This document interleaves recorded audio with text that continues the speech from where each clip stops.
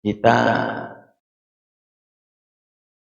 butuh makan, kira-kira apa yang kita cari? Ketika kita butuh makan, kira-kira apa yang kita cari? Makanan ya, makanan ya, karena kita butuh makan. Kira-kira dicari nggak? Dicari nggak? Apa diam aja? Dicari. Ketika kita butuh uang, apa ini? Dicari. Diam aja nggak? Diam aja nggak? Kalau diam berarti nggak butuh. Betul. Saya butuh duit nih, tapi diam aja. Kira-kira ada orang yang ngomong kayak gitu, saya butuh duit nih, tapi diam aja. Kira-kira itu orang itu butuh duit apa kagak?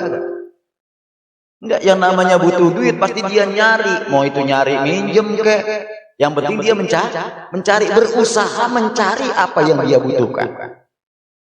Sekarang saya tanya, kira-kira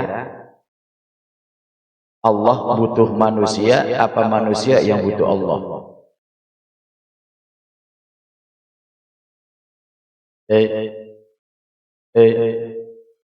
Manusia butuh Allah apa Allah butuh manusia? Nah, manusia ini siapa? Ini jadi pertanyaan. Manusia ini siapa? Manusia butuh Allah atau Allah butuh manusia? Manusia butuh Allah. Yang jadi pertanyaan, manusia ini siapa? Apakah kita termasuk manusia yang dalam golongan yang membutuhkan Allah atau kita tidak butuh Allah? Ya kita ini manusia juga, betul nggak?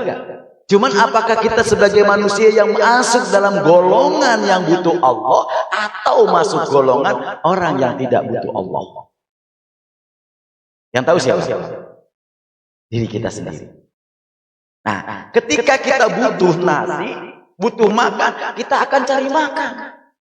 Ketika kita butuh uang, kita akan cari uang. Ketika kita butuh hiburan, kita akan mencari hiburan. Ketika kita butuh Tuhan, kita akan mencari Tuhan. Tuhan tidak butuh manusia. Manusia yang membutuhkan Tuhan. Kita apakah termasuk golongan tersebut? Karena mohon maaf, golongan manusia beda-beda loh. Ya, ada yang dalam satu hari udah makan tapi masih lapar. Ada nggak? Masih nyari lagi nggak? Masih nyari lagi nggak? Masih nyari lagi makanan. Padahal udah kenyang. Nah, kembali lagi ke kita. Ada orang yang butuh makan, cari makan, begitu udah makan masih lapar, kira-kira dia nyari lagi nggak? Oke. Nah sekarang timbul pertanyaan buat kita. Kita butuh Tuhan, kita cari Tuhan. Setelah kita diberikan sesuatu oleh Tuhan, kira-kira temuin Tuhan lagi nggak? Kalau kita masih merasa Tuhan, terus kita akan mendekat kepada Tuhan walaupun dalam keadaan butuh sekalipun, walaupun dalam keadaan lapar atau tidak sekalipun, kita butuh selamanya oleh kepada Tuhan. Kalau kita butuh kepada Tuhan selamanya, maka ada beberapa kaidah dan beberapa syarat untuk bisa mendekatkan diri dan mendapatkan kebutuhan kita dari Tuhan. Satu, وَقَضَى رَبُّكَ أَلَّا تَعْبُدُوا إِلَّا إِيَّاهُ وَبِالْوَالِدَيْنِ إِحْسَانًا. Kalimatnya ihsana ya. Kalimatnya ihsana. Nanti kita kuat. وَقَضَى رَبُّكَ أَلَّا تَعْبُدُوا إِلَّا إِيَّاهُ وَبِالْوَالِدَيْنِ إِحْسَانًا. وَقَضَى رَبُّكَ أَلَّا تَعْبُدُوا إِلَّا إِيَّاهُ. Dan telah dipatenkan oleh Allah. Sudah dipermanenkan oleh Allah Subhanahu wa taala. Allah ta'budu illa iya. Janganlah sekali-kali kalian menyembah kecuali kepada Allah. Jangan kau mencari kebutuhan kecuali ketika kau butuh Allah. Carilah Allah. Kalau kau butuh Tuhan, carilah Tuhan. Jangan kau cari selain Tuhan. Betapa? Terus apa kata Allah? Ya. Allah ta'budu illa iya wa bil walidaini ihsana. dan kepada kedua orang tuamu berbuat baik. Ya, ihsan, berbuat baik. Nah, kalimat ihsana ini berbuat baik itu banyak caranya. Sampai-sampai apa? Senyum aja adalah kebaikan, saudara. Maksudnya apa sih? Bikin senang.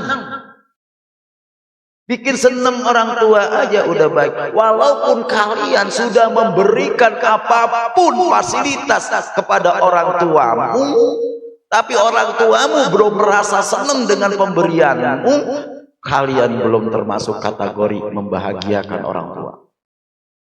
Karena kalimat senang itu adalah nyenengin. Kadang-kala orang tua itu ibarat kata walaupun gak dikasih apapun sama anaknya, yang penting anaknya ada aja depan matanya, seneng gak?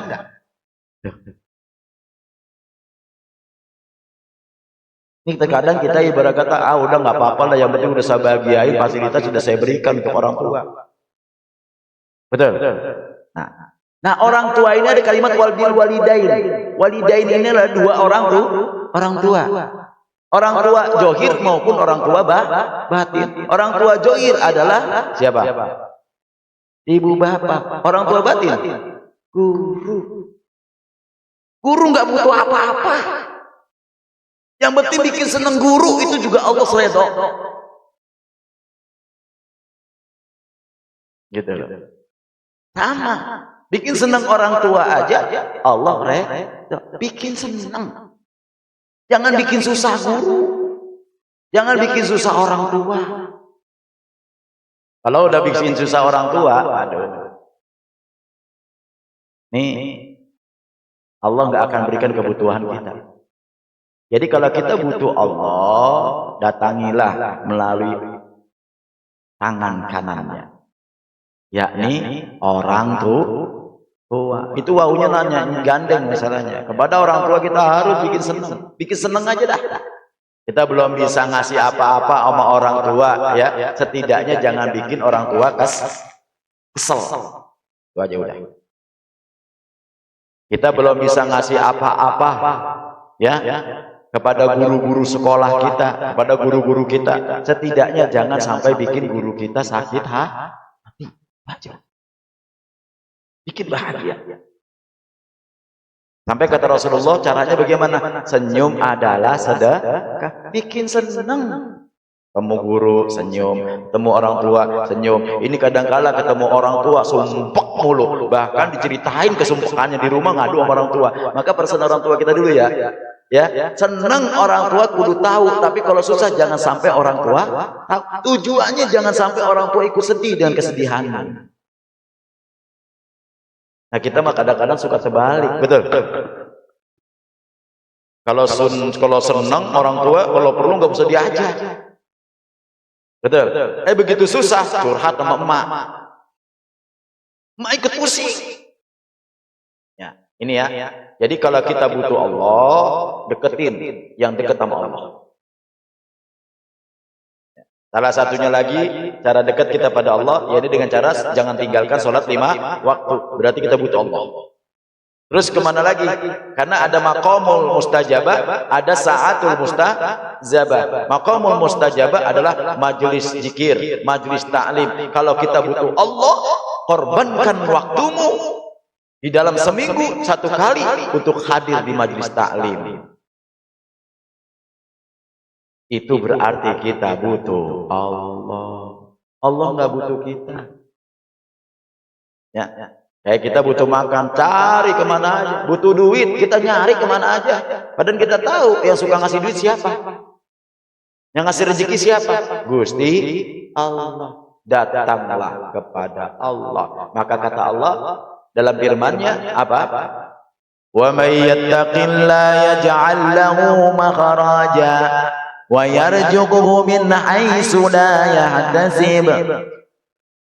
Wa may yattaqillah, barang siapa yang takwa, tunduk patuh pada Allah, dia butuh akan Allah, dia datang kepada Allah, tunduk patuh sami'na wa ata'na kepada Allah Subhanahu wa taala,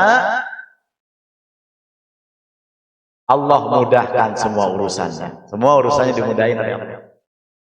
Ini firman Allah. Satu firman Allah aja dan dulu lah kita jalanin. Nggak usah sampai 6.666 ayat. Nggak usah sampai 144 surat. Ya? 114 surat. Satu ayat aja. Wa may yattaqillah yaj'al lahu makhraja wa yarzuqhu min haitsu la yahtasib. Siapa yang takut kepada Allah, dia takut kepada Allah, sungguh dia juga takut kepada siapa yang sudah dipilih oleh Allah. Siapa yang sudah dipilih oleh Allah? Pertama yang sudah dipilih oleh Allah siapa?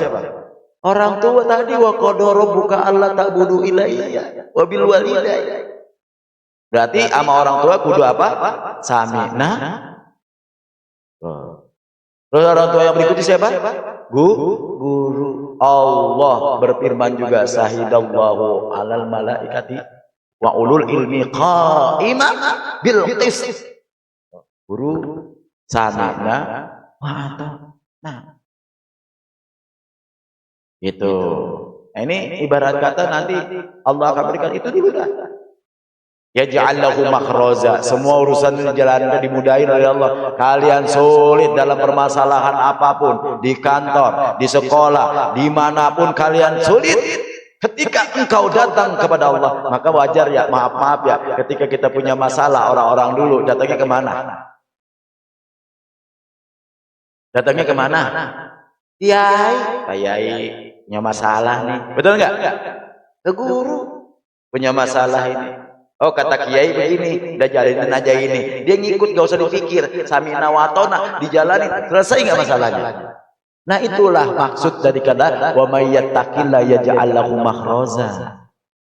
Dimudahkan semua urusannya kalau sami'na wa ata'na. Nah, wa yarzuqhu min haitsu la yahtasib, dan engkau akan mendapatkan rezeki yang tidak dikira-kira. Subhanallah. Bekalnya cuman satu surat. Ya, wa may yattaqillah, yakni sami'na wa ata'na ghufranaka rabbana wa ilaikal masir. Sami'na wa ata'na. Insyaallah. Kalau kita pengen berkah, ya, makanya mohon maaf, ya. Kenapa para muhibin itu berhasil? Kenapa? Dia yakin sami'na wa ata'na sama Habibnya, betul? Berhasil. Sami'na wa ata'na. Nah, kayak kita bayarnya berat kita untuk sami'na wa ata'na.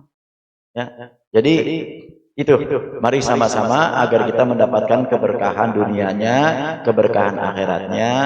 Temuilah Tuhanmu. Kalau kau butuh akan Tuhanmu, temuilah Tuhanmu di tempat-tempat yang sudah ditentukan, yakni maqamul mustajabah. Salah satu maqamul mustajabah adalah masjid zikir, majlis taklim. Ya, ini adalah sebahagian daripada raudhah. Ya, cabangnya raudhah aslinya di Madinah, raudhah cabangnya majlis zikir, majlis taklim. Kalau kita butuh Allah, jangan kalau sempat, akhirnya nanti Gusti Allah ngabulkan kalian kalau sempat, karena Gusti Allah banyak sibuknya, akhirnya nggak sempat ngurusin kamu. Karena Allah paling sibuk loh ngurusin yang lainnya. Yang diurusin kagak mau diurus, mendingan ngurusin yang lain, kan begitu. Subhanallah. Ya, mari sama-sama kita benar-benar luruskan hati kita, ya. Jangan sampai membuat hati orang tua sakit, jangan sampai.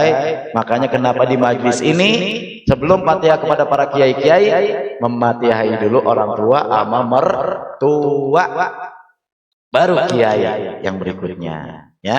Jadi jangan sampai mertua, orang tua sakit akan akibatmu, ucapanmu, perilakumu, ya.